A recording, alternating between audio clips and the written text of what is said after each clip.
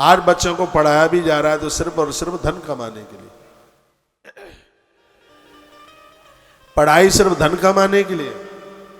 6 महीने के कोर्स में तो 6 महीने की पढ़ाई में, ज्यादा से ज्यादा 6 महीने की पढ़ाई में धन कमाने के लायक कोई भी हो जाएगा।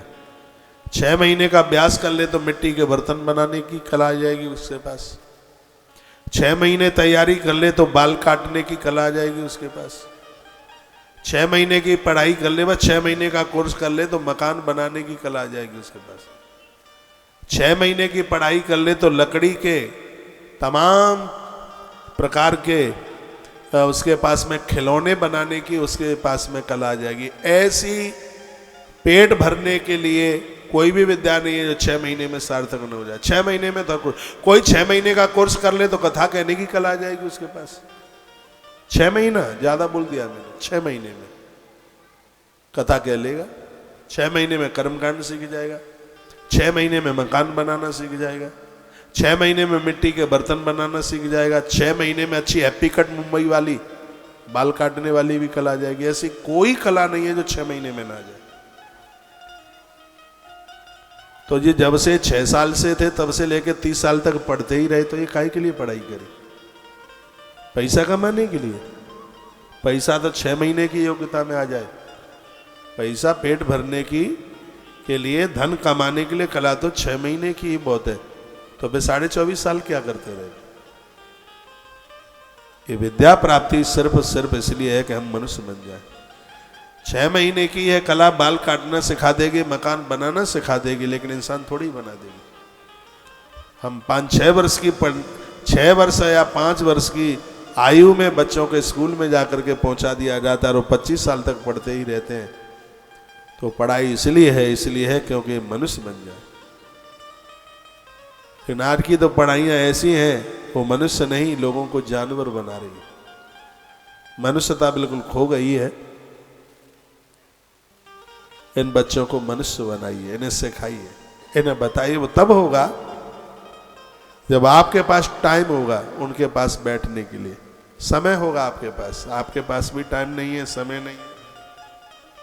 आप भी 15 इंची के मोबाइल में, आजकल तो गांवों की भी माताएं लंबे लंबे मोबाइल रखती हैं गांवों में। मैं यहां से कोई टंच नहीं कस रहा हूं। जिनका ध्यान बच्चों के ऊपर नहीं होगा, बच्चे हाथ मुट्ठी से बाहर निकल जाएंगे। क्या लिखा है इसमें, क्या कहा है? पितरन कुपुत्र स्वार्याद निर्देह पापतात्मनि यावत जीवे सदा पुत्रो केवलम दुखदायक। कुपुत्र स्वर्ग में गए हुए माता पिता को नरक फेंक देता है, पूर्वजों को नरक फेंक देता है। इससे तो पुत्रहीन रह जाना बढ़िया है, लेकिन कुपुत्र ना घर में जन्म ले। ये महात्मा ऋतवाक ऐसा कहते कहते रोज रोते हैं। माता पिता को कष्ट पहुंचाने वाला पापी कुपुत्र के जन्म को धिक्कार। ऐसा पुत्र किसी के लिए क्या बढ़िया कर सकता है। संसार में वही मानव धन्य है जिनके घर में परोपकार करने वाले बच्चों ने जन्म लिया। वही माता पिता धन्य है, उनको ही माँ और बाप बनने का अधिकार प्राप्त हुआ है। कुपुत्र से कुल नष्ट होता है। कुपुत्रेण कुलम नष्टम कुपुत्रेण हतम यश। कुपुत्रेण चामुत्रा दुखम निरीह यातना।